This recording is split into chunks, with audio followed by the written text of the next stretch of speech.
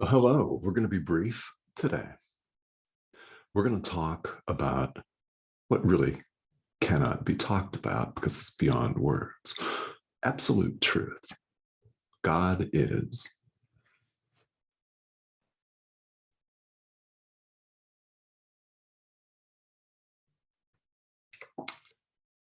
There you go. So, why do we say this? What the hell am I talking about? God is a statement of absolute truth. If you're familiar with Eastern philosophy, you may have heard of the idea of absolute and relative truth. They're, in fact, in Buddhism, at least anyway, referred to as the two truths, absolute and relative. Well, there's truth, ultimately. Ultimate truth is another word for absolute truth. It is referred to by many names. It's referred to as the ground of all being. It's referred to as the nature of mind. It's referred to as the all, what simply is, or you may know it as God, the Tao. Right? It's what exists, period. Relative truth is the world of the ego. It's the world of illusion. It's the world of our projection, our projected reality. It's the world of bodies. If you're following A Course in Miracles, we've just spent ample time on the idea that we are not, in fact, physical bodies, which deep down inside, if you are watching this, you have felt this, consciously or no, doesn't matter. There's some part of each and every one of us that knows that this is true. There's some part of us, whether we have ready access to it or not, that responds to absolute truth, that responds to the call to come home, to awaken. And we discover that there's nowhere to go. We've always been there. Why? God is. Why? Lesson 222 in the workbook. God is with me.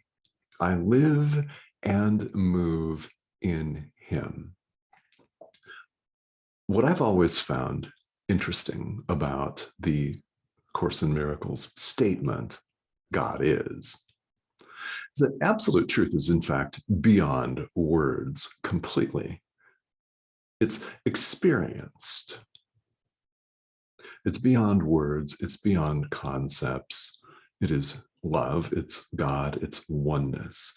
Now, what's interesting about this very succinct statement, 2 words and a period, and then if you're talking to somebody like I was talking to you at the beginning of this video, a nice pause for some silence, a mic drop, right?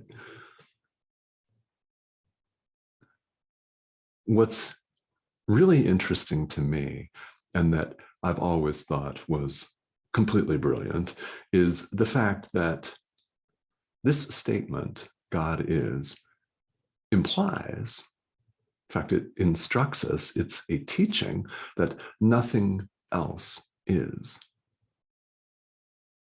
If you wanted to, you could put the word only at the start of the sentence and say, only God is. Remember the introduction to A Course in Miracles. Nothing real can be threatened. Nothing unreal exists. Herein lies the peace of God. So in lesson 222, we most certainly are with God if that's all that is.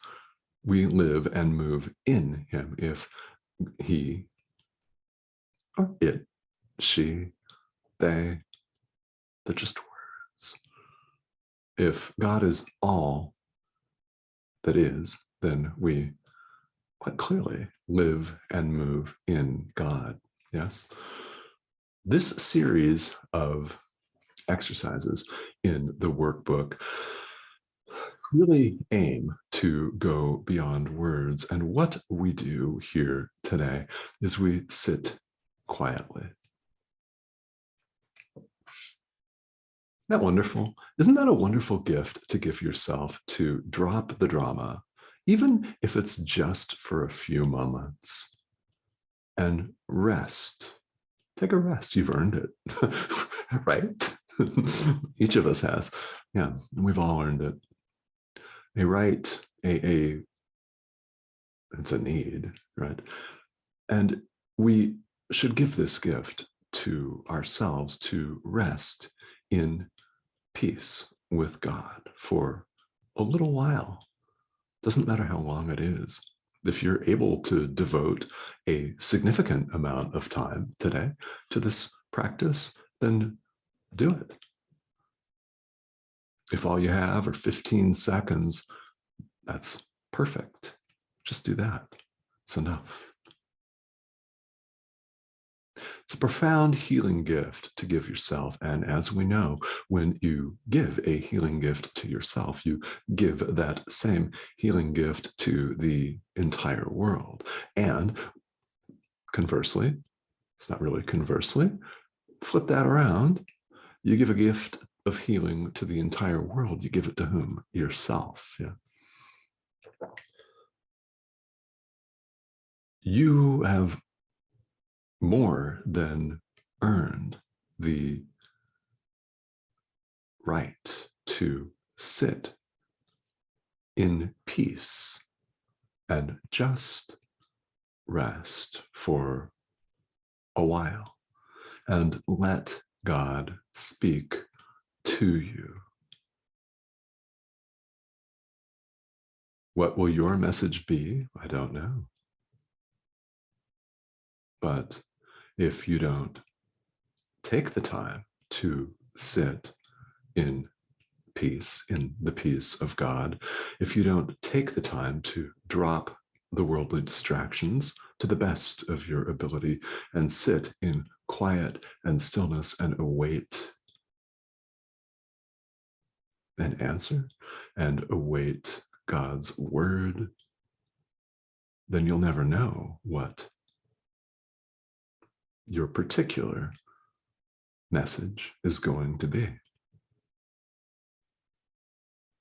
In other words, you miss 100% of the shots you don't take.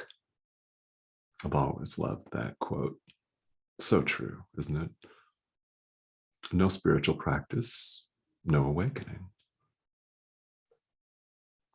It's just that simple.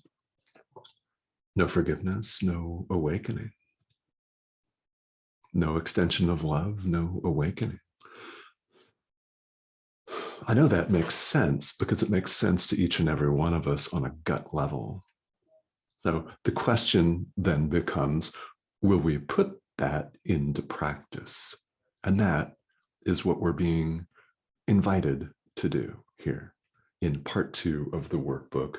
This is all about experience. It's all about sitting and allowing yourself to hear the voice for God, to receive the messages and to be in the loving presence of all that is.